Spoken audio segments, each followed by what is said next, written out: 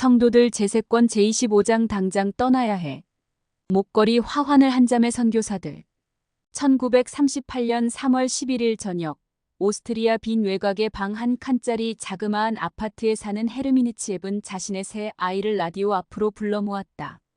방송에서는 오스트리아 수상인 쿠르트 슈슈니크의 대국민 연설이 흘러나오고 있었다. 독일과 오스트리아 사이의 국경을 따라 독일 군대가 집결해 있었다. 그들은 오스트리아 정부가 안슐루스 엔슐러스 병합, 즉 나치 치하 독일과의 합병을 수용하지 않으면 이 땅을 무력으로 점령할 태세였다. 슈슈니크 수상은 국민들에게 독일의 침략에 항복하도록 요청하고 사임하는 것 외에는 선택의 여지가 없었다. 그래서 저는 오스트리아 국민 여러분께 작별을 고합니다. 그는 말했다. 하나님께서 오스트리아를 지켜주시길 빕니다. 헤르미느는 울음을 터뜨렸다. 이제 우린 오스트리아가 아니구나. 그녀는 아이들에게 말했다. 이건 사탄의 짓이야. 폭력은 폭력을 낳는 거야. 지금 나치는 옳지 않은 짓을 하고 있어. 독일군은 그 후로 이틀에 걸쳐 오스트리아로 진군했다. 그들은 경찰 권력을 장악했으며 소수의 사람들을 제외하고는 아돌프 히틀러의 군대에 공개적으로 저항하는 사람은 없었다. 히틀러는 오스트리아 태생이었고 많은 오스트리아인들은 독일어를 쓰는 모든 사람을 제3제국이라는 이름의 강력한 새로운 제국으로 통합하려는 그의 야망을 지지했다. 그들은 그 때문에 독립국가 지위를 포기하게 된다 할지라도 개의치 않았다. 헤르미느의 남편 알로이스도 그녀와 마찬가지로 나치를 경계했다. 그는 4년 넘게 빈 지부의 회장으로 봉사해 오고 있었으며 헤르미느도 그와 함께 상호부조의 회장으로 봉사해왔다. 빈 지부는 회원이 80명 정도밖에 안 되는 작은 지부였으며 일부 회원들은 히틀러와 안슐루스를 충실히 지지했지만 지부의 다른 회원들, 특히 유대 혈통을 가진 사람들은 히틀러의 권력 상승을 두려워하며 불안에 떨었다. 그럼에도 빈의 성도들은 여전히 가족처럼 지냈다. 치엡 부부는 나치 때문에 성도들이 분열되는 일이 생기지 않기를 바랐다. 헤르미느와 알로이스는 젊은 시절에 교회에 가입했다. 그들은 그 문제로 부모님과 불화를 겪었다. 독실한 가톨릭 신자인 알로이스의 아버지는 편지를 통해 알로이스에게 후기 성도들과는 관계를 끊어야 한다고 말하면서 사실상 아들과 의절했다. 아버지의 편지는 이러했다. 내 말을 듣지 않는다면 평생 다시는 너와 말도 하지 않을 거고 내가 나한테 편지를 보내도 다 불태워버릴 것이다. 그 후에 아버지는 세상을 떠났고 이제는 형제자매들과 잘 지내고 있었지만 알로이스는 분열된 가족이 겪는 고통을 잘 알았다. 빈의 다른 성도들도 비슷한 배척을 경험했으며 지부의 많은 젊은 부부들은 치엡 부부를 부모처럼 여겼다. 보통 헤르미느는 전차를 탈 돈이 없어서 일주일에 몇 번씩 도시를 가로질러 걸으며 지부의 여성들을 방문했다. 지부의 회원이 아기를 낳으면 헤르미느가 음식을 갖다 주고 청소를 돕고 큰아이들을 돌봐주곤 했다. 알로이스는 매일 밤 7시에 퇴근하고 나면 자주 지부의 업무를 처리하기 위해 자전거를 타고 나갔다. 슈슈니크 수상의 연설이 있고 사흘 후 빨간색과 흰색 바탕에 검은색 갈고리 십자가 그려진 나치 스와스티카 깃발이 빈 시내의 거리에 줄지어 개양되었다. 알로이스는 독일의 큰 회사에서 일했기 때문에 히틀러와 그의 군대가 도시를 행진할 때 직장 동료들과 함께 작업장을 떠나 의장대 길거리에 도열하여 경의의 표시로 경례를 하는 역할을 한마이너스 옮기니를 구성하라는 지시를 받았다. 히틀러의 회색 무게차는 경찰차와 빳빳한 제복을 입은 무장군인들에게 둘러싸인 채 거리를 통과했다. 군중 속에 파묻힌 알로이스는 그 모습을 간신히 볼 수 있었다. 알로이스 주변에 있던 사람들은 모두들 오른팔을 치켜들어 나치 경례를 하며 환호했다. 다음 날 수천 명의 동료 시민들이 빈의 호프부르크 궁전 바로 밖에 있는 헬덴플라츠 영웅의 광장로 몰려들 때 알로이스도 그 무리에 합류했다. 궁전 발코니로 성큼성큼 걸어나온 히틀러는 다음과 같이 선언했다. 나는 역사 앞에서 내 조국이 독일 제국에 편입되었음을 공표합니다. 군중이 밀려들며 외치는 히틀러 만세. 환호 소리가 광장을 가득 메웠다. 알로이스는 자신이 중요한 역사적 순간을 목격하고 있음을 깨달았다. 이 사건들이 빈의 성도들에게 어떤 영향을 미칠지는 여전히 불분명했다. 한편 지구 반대편에서는 23살의 테라자와 치에가 좌절감에 휩싸여 있었다. 치에가 하와이 호놀룰루에서 일본어를 하는 선교사로 봉사한 지 어느덧 한 달이 다 되었다. 치에는 일본 출신의 부모를 두었지만 미국에서 나고 자란 탓에 일본말을 하지 못했다. 사실 그녀는 다른 선교사들과 함께 언어를 공부하면서 자신이 더 빠르게 일본어를 습득하지 못하는 것에 대해 종종 자책하곤 했다. 하루하루가 힘겨웠고 치에는 자신의 혀가 풀리도록 하나님께 간청했다. 히버 제이 그랜트 회장이 하와이에서도 일본인 인구가 많은 곳에 선교부를 열어야 한다는 느낌을 받은 지 거의 3년이 지났다.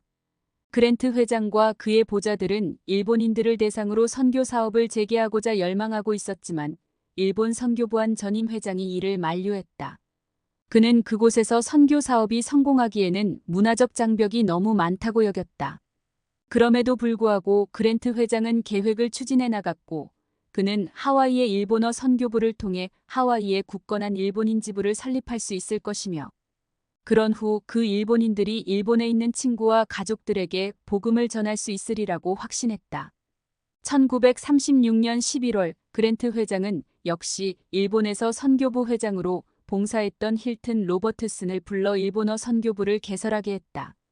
로버트슨 회장과 그의 아내 헤이즐은 호놀룰루로 이사를 했고 곧 미국에서 3명의 장로들이 선교부로 파송되었다. 그리고 나서 1938년 2월 초에 치에가 도착했다. 일본어를 배우는 것이 어렵긴 했지만 치에는 열정적인 선교사였다. 그녀는 교회에서 봉사한 최초의 일본계 미국인 전임 선교사였으며 복음은 그녀의 삶에서 소중한 부분이었다. 치에의 부모는 둘 다 교회의 회원이 아니었다. 그들은 아이다호주 남동부의 성도들 사이에서 여러 해 동안 살았는데 그녀의 어머니는 1918년에 스페인 독감으로 사망하기 전에 남편에게 치에와 다른 5자녀들을 교회 모임에 보내라는 부탁을 했었다. 당신 혼자서는 아이들을 키울 수 없어요. 치에의 어머니는 남편에게 이렇게 말했다. 교회가 아이들에게 어머니 역할을 해줄 거예요. 그러면 당신은 아이들의 아버지가 되어주면 돼요. 아이다호에서는 물론이고 후에 치에 가족이 이사를 간 캘리포니아에서도 교회는 그 역할을 잘 해냈다. 치에가 선교 사업을 나가기 전에 스테이크의 성도들은 지도자들의 말씀, 탭댄스, 현악 사중주, 오케스트라의 댄스 음악 연주로 구성된 송별회도 열어주었다. 선교부에서 유일한 자매 선교사였던 치에는 주로 로버트슨 자매와 함께 일했다. 일본어가 서툴다 보니 그들은 종종 영어를 쓰는 사람들을 가르쳤다. 로버트슨 회장은 또한 치에에게 선교부 내에서 청녀 상호양상회를 조직하고 그 회장으로 봉사하도록 부름을 주었다. 치에에게는 버거운 임무였지만 그녀는 본부 청녀 상호양상회 회장단의 제일보자인 헬렌 윌리엄스가 하와이를 방문했을 때 상호양상회를 조직하는 방법에 관한 조언을 받았다. 치에는 보자들을 선택하고 꿀벌 소녀반과 이삭줍기반 지도자들도 정했다. 그녀는 청남을 이끌도록 지명받은 장로인 메리언 리와 긴밀히 협력하며 선교부의 첫 상호양상회 모임을 계획했다. 상호양상회 조직은 교회의 청소년들을 위한 것이었지만 상호양상회 모임은 모든 연령대의 사람들이 참석할 수 있었다. 그 모임은 현지 성도들과 그 친구들이 선보이는 일본 전통 노래, 춤, 이야기가 있는 저녁 모임이 될 것이었다. 모임에서 메리언은 상호양상회의 목적과 목표에 대해, 치에는 청녀 상호양상회 프로그램의 역사에 대해 말씀을 전할 예정이었다. 모임 날짜는 3월 22일로 정해졌다. 치에는 참석자가 아무도 없을까봐 불안해했다. 메리언도 자신들이 계획한 프로그램이 너무 짧은 것은 아닌가 하는 생각에 걱정을 했는데 그의 동반자는 전혀 그럴 필요 없다고 말하며 이렇게 장담했다. 주님께서 채워주실 겁니다. 마침내 모임을 시작할 시간이 되었을 때 치에와 메리언은 아직 도착하지 않은 몇몇 사람들이 있었지만 그들 없이 모임을 시작하기로 결정했다. 모임은 선교사들의 노래와 기도로 시작되었다. 그때 주일학교 관리자인 이케가미 케이가 가족과 함께 나타났다. 그리고 잠시 후에는 또 다른 가족이 도착했다. 모임이 끝날 때쯤에는 상호양상회에서 치에와 함께 봉사하는 모든 동료 지도자들을 포함하여 40명이 넘는 사람들이 참석해 있었다. 한 남성이 노래를 3곡이나 불러 프로그램 시간을 충분히 채워주어 짧은 모임에 대한 모든 걱정을 덜어주었다. 치에와 메리어는 안도했다. 선교부의 상호양상회는 그렇게 낙관적인 출발을 하게 되었다. 치에는 일지에 다음과 같이 썼다. 하나님께서 길을 열어주셨다. 나는 우리가 성공적으로 해내기만을 바랄 뿐이다. 그해 여름 제1회장단의 제이르우벤 클라크는 후기 성도 세미나리와 종교교육원 및 대학 종교교사들을 대상으로 하는 연례 모임에서 말씀을 전할 준비를 했다. 전직 변호사이자 외교관인 클라크 회장은 열정적인 교육 옹호자였다. 그 세대의 많은 종교인들처럼 그는 세속의 추세가 교실 내에서의 종교적 믿음을 대체하는 것에 대해 우려하고 있었다. 특히 성경학자들이 예수님의 기적과 속죄 및 부활보다 그분의 도덕적 가르침을 강조하는 것이 그는 탐탁지 않았다. 그는 친구와 동료 그리고 심지어 후기 성도들까지도 세속의 관념에 동화되어 신앙을 저버리는 것을 성인이 된 이후 내내 보아왔다. 클라크 회장은 자라나는 성도들 세대에서는 같은 일이 반복되지 않기를 바랐다. 후기 성도를 육성하기 위해 교회는 세계단과 대학과 13개의 종교교육원, 98개의 세미나리를 설립했다. 그러나 그는 이들 학교의 일부 교사들이 예수 그리스도의 회복된 복음에 대한 신앙을 키워줄 기회를 놓치고 있음을 우려했다. 이는 간증을 전하는 것이 학생들의 진리 추구를 편향시킬 수 있다고 생각하여 간증을 삼가는 일부 교사들이 있었기 때문이었다. 그는 교회의 청소년들에게는 회복의 기초가 되는 사건과 교리의 바탕을 둔 종교교육이 필요하다고 믿었다. 1938년 8월 8일 아침, 클라크 회장은 유타주 프로보 근처의 한적한 산속에 있는 아름다운 협곡인 아스펜 그로브에서 교사들과 모임을 했다. 클라크 회장이 말씀을 하기 위해 일어섰을 때 폭풍우가 그 지역을 강타하며 그와 교사들이 모여있는 산장에까지 휘몰아쳤다. 그러나 그는 흔들림 없는 태도로 청중을 향해 자신은 제1회장단을 대표하여 솔직한 이야기를 전달하고자 한다며 말씀을 시작했다. 우리는 우리가 뜻하는 바를 명백히 말해야만 합니다. 왜냐하면 교회 전체의 복지는 물론이고 이 지상과 내세에 이르기까지 우리 청소년들의 미래가 걸려있기 때문입니다. 그는 회복된 복음의 핵심 교리를 다음과 같이 명시했다. 교회를 위해서 또 교회 회원 각자와 전체를 위해서 간과하거나 잊어버리거나 변경하거나 내버릴 수 없는 중요한 것이 두 가지 있습니다. 첫째, 예수 그리스도는 하나님의 아들이시고 육신을 입으신 하나님의 독생자이십니다. 둘째, 숲속의 시연에서 하나님 아버지와 아들이 선지자 조셉 스미스에게 실제로, 진실로, 정말로 나타나셨다는 사실입니다. 이 두 가지 큰 믿음이 없다면 교회는 더는 진실된 교회가 될 수 없습니다. 그런 후 그는 이런 원리들을 학생들에게 가르치는 것의 중요성에 대해 말했다. 교회의 청소년들은 영적인 것들을 갈망하고 있습니다. 그들은 그것들의 진리에 대한 간증을 얻고 싶어 합니다. 복음을 가르치기 위한 첫 번째 요건은 복음에 대한 개인적인 간증이어야 한다고 그는 믿었다. 아무리 학식이 많더라도, 연구한 것이 아무리 많더라도, 학위를 아무리 많이 가지고 있더라도 그것들이 이 간증을 대신할 수는 없습니다. 더 나아가 그는 이렇게 말했다. 여러분은 영적인 경험을 한 이 청소년에게 몰래 다가가서 그의 귀에 대고 종교에 대해 속삭일 필요가 없습니다. 여러분은 당당히 나서서 얼굴을 마주대하고 그에게 이야기할 수 있습니다. 여러분은 세속적인 것들을 은폐물로 삼아 종교적인 진리를 위장할 필요가 없습니다. 산장의 창문들로 비가 세차게 들이치는 가운데 클라크 회장은 교사들을 향해 제1회장단을 도와서 교회의 종교교육을 개선하라고 촉구했다. 교사 여러분에게는 위대한 사명이 있습니다. 그는 간증했다. 여러분이 가장 관심을 기울여야 할 필수적이며 유일무이한 의무는 후기에 게시된 그대로 주 예수 그리스도의 복음을 가르치는 일입니다. 말씀이 끝나자 일부 교사들은 제1회장단이 제시한 교회 교육의 진로에 이의를 제기했다. 그들은 자신들이 최선이라고 생각하는 대로 가르칠 자유가 제한받았다고 여겼다. 그러나 다른 교사들은 그 진로가 기본적인 진리를 가르치고 개인적인 간증을 전하는 것에 중점을 둔다는 점을 환영했다.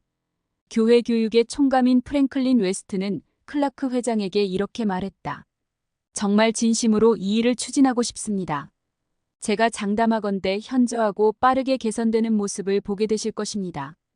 몇 달 후 세미나리 프로그램에서는 학생들을 위한 새로운 수업인 교회의 교리를 가르치기 시작했다. 1939년 2월 테라자와 치에는 선교부 회장이 자매 선교사 2명을 하와이의 다른 지역으로 이동시킬 계획이라는 것을 알게 되었다. 그 소식에 치에는 마음이 불안해졌다. 호놀룰루에서 청녀 상호양상회가 훌륭히 진척되고 있는 만큼 그녀는 이곳을 떠나고 싶지 않았다. 치에는 누가 어디로 이동을 가게 될지 궁금해했다. 당시 선교부에는 4명의 자매 선교사가 있었는데 이들은 모두 호놀룰루에서 함께 거주하며 봉사하고 있었다. 로버트슨 회장은 얼마 전 하와이의 마우이, 카우아이, 빅아일랜드에 일본 성도들을 위한 지부를 조직했다. 그가 이동시킬 자매들은 이들 지부 중 하나를 초기 단계부터 점차적으로 세워나가기 위해 장로들과 협력할 것이었다. 1939년 3월 3일 로버트슨 회장은 치에와 그녀의 동반자 이네즈 백스테드를 자신의 사무실로 불렀다. 로버트슨 회장은 두 사람을 빅아일랜드의 도시 힐로로 보내겠다고 말했다. 여러 가지 감정이 한꺼번에 밀려오면서 치에는 울음을 터뜨리고 말았다. 자신이 계속 이곳에 있을지 아니면 떠나게 될지를 두고 더는 초조해할 필요가 없음에 기쁘고 안심이 되었지만 오아후에서 로버트슨 회장 부부 그리고 일본 성도들과 함께 가까이 지내며 일했던 시간이 그리울 것이었다. 며칠 후 치에와 이네즈는 호놀룰루의 항구에서 선교사들과 일본 성도들에게 작별 인사를 했다. 몇몇 여성들이 두 선교사에게 구슬과 화환 목걸이를 걸어주었다. 이케가미 케이는 그들에게 약간의 여비를 건넸고 오랜 일본인 성도인 가스누마 토미조는 우표를 선물했다. 일본 출신의 사랑받는 성전 봉사자 나치의 쯔네만이 유일하게 부두에서 모습을 볼 수 없었는데 그녀는 몇 달 전에 세상을 떠났었다. 선교부의 어머니로 널리 알려졌던 그 노부인은 지난 1년 동안 치에의 소중한 친구이자 조언자가 되어주었었다. 로버트슨 회장 부부는 나치의 자매가 사망하고 몇 시간 후 치에에게 시신 매장 준비를 도와달라고 부탁하기도 했다. 이 두 자매 선교사가 힐로로 가게 되었다는 소식을 들었다면 나치의 자매는 무척 기뻐했을 것이다. 힐로는 나치의 자매가 여러 해 전에 지역 선교사로 봉사한 지역이기도 했다. 3월 8일 아침 치에와 이네즈는 힐로에 도착했다. 뱃멀미를 약간 했지만 두 사람은 일할 준비가 되어 있었다. 힐로는 호놀룰루보다 훨씬 작았다. 마을에는 호텔도 식당도 없었으며 해안가에 카페만 한 곳이 있을 뿐이었다. 신설된 지 5개월 정도 된 힐로 지부는 일요일 모임에 보통 35명 정도의 사람들 대부분 구도자이 참석했다. 장로들이 이미 조직한 주일학교와 청남들을 위한 상호양상회 프로그램은 있었지만 청녀 상호양상회나 초등회는 아직 없었다. 치에는 이곳에서 청녀들을 이끌고 이네즈는 초등회 회장으로 봉사하기로 했다. 두 선교사는 여성 전용 하숙집의 지하층에 들어가 살았으며 일본어 실력을 키울 많은 기회를 얻었다. 그들이 제일 먼저 한 일 중 하나는 행정관과 현지 일본 초등학교 교사들을 찾아가 학생들에게 초등회에 대해 소개해도 되는지 문의한 것이었다. 당시 선교사들은 아이들과 그 가족들에게 교회를 알리는 한 방법으로 초등회를 활용했다. 재미있고 단순한 기독교 가치관을 장려하는 초등회 활동은 여러 종교를 가진 아이들의 관심을 끌었다. 치에와 이네즈는 학교에 좋은 인상을 남겼고 얼마 지나지 않아서 수요일 오후에 열리는 초등회에는 수십 명의 아이들이 참석하기에 이르렀다. 그해 봄 자매 선교사들은 어린이들을 출연자로 세워서 연극 공연을 하기로 결정했다. 공연할 작품은 본부 초등회 임원회가 교회 전체 초등회 축제를 위해 요청한 뮤지컬 연극인 행복한 마음이었다. 이 작품은 상상의 나라에 사는 왕과 왕비가 아이들에게 비, 채소 먹기, 일찍 잠자리에 들기 등 아이들이 싫어하는 것들이 실제로는 왜 그들에게 유익한지를 가르치는 내용이었다. 치에와 이네즈는 집집마다 문을 두드리며 전도를 하고 복음을 공부하고 구도자들을 만나는 때가 아니면 자주 노래를 연습하고 바느질로 공연 의상을 만들고 공연 소품을 수집하고 부모들에게 아이들을 연극 연습에 보내달라고 부탁하러 다녔다. 힐로 성도들과 장로들은 초등회에 오지 않은 어린이들을 모으고 무대 장치를 만들고 연극 연습을 돕는 등 필요한 도움을 주었다. 공연을 9일 앞두고 진행된 그들의 예행 연습은 형편없는 수준이었다. 치에는 일지에 이렇게 썼다. 정말 엉망이었다. 하지만 괜찮을 거라고 확실히 믿는다. 적어도 그렇게 되리라고 소망한다. 그 뒤로 연습은 더 나아졌고 공연 날이 가까워지면서 모든 것이 제자리를 찾기 시작했다. 선교사들은 신문에 축제 광고를 내고 의상을 바느질하고 수선하는 일을 끝마쳤다. 공연의 사회는 지역의 사업가이자 가족과 함께 교회에 대해 알아보고 있었던 구도자 아오키 다모츠가 봐주기로 했다. 공연 당일 아침 치에는 일찍 일어나서 집회소 무대를 장식할 꽃과 양치식물, 기타 식물들을 모으는 일을 도왔다. 이어서 성도들과 장로들이 의자를 놓고 무대 배경을 정리하는 동안 치에는 급히 아이들에게로 가서 제때 의상을 입히고 분장을 해주었다.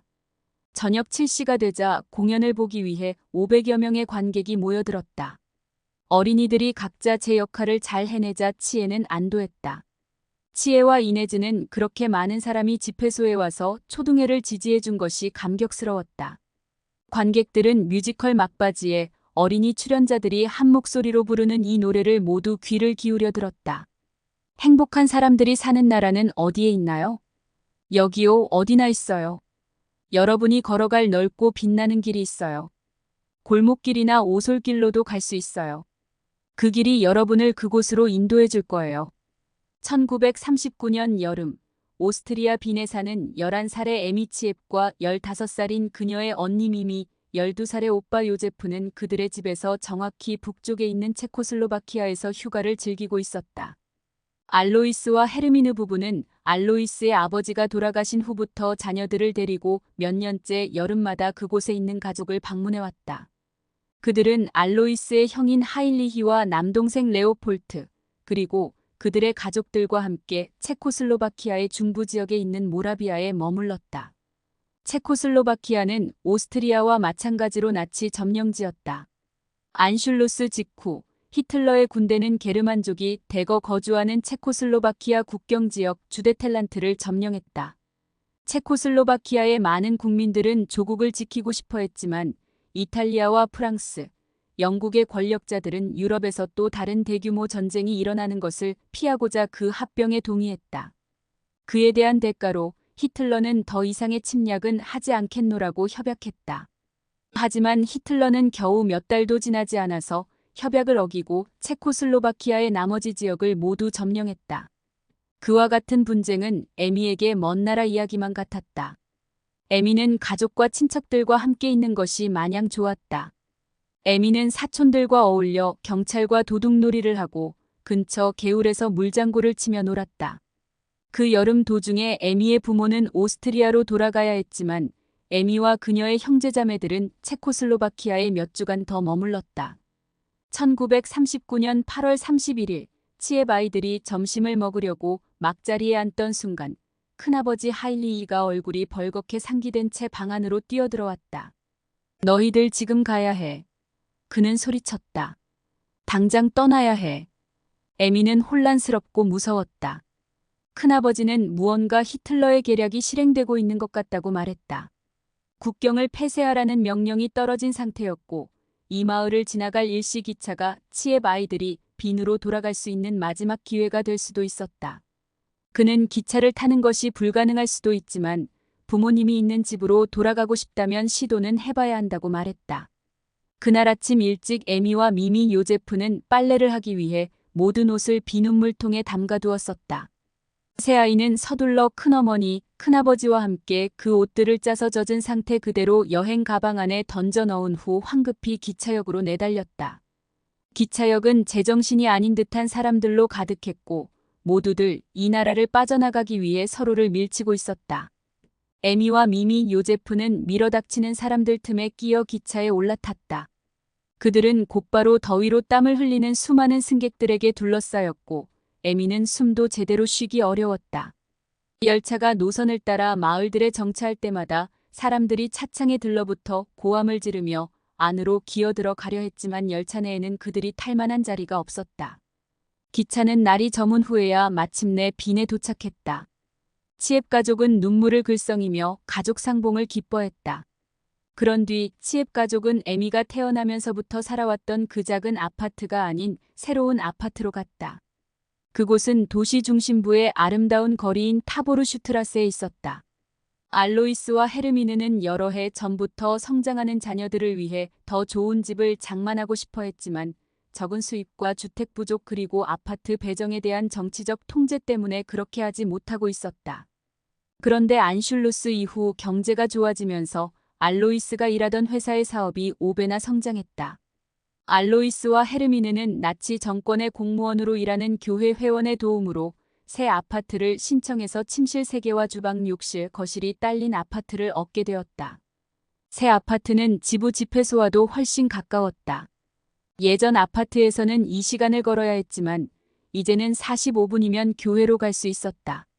안타깝게도 그 행운은 한때 타보르슈트라세의 주요 거주민이었던 유대인들의 희생에서 비롯된 것이었다.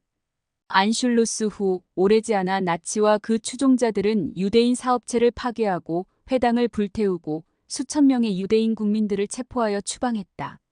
망명할 방도를 찾은 많은 유대인들은 집을 버리고 떠났는데 그들이 떠난 아파트에 치읓 가족과 같은 이들이 들어가 살 수 있게 된 것이었다.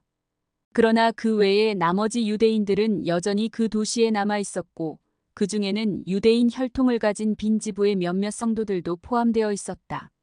생명의 위협에 대한 그들의 두려움은 점점 커져만 갔다. 에미의 가족이 새 아파트에서 첫밤을 보낸 9월 1일, 그들이 잠든 사이에 150만 병력의 독일군이 폴란드를 침공했다.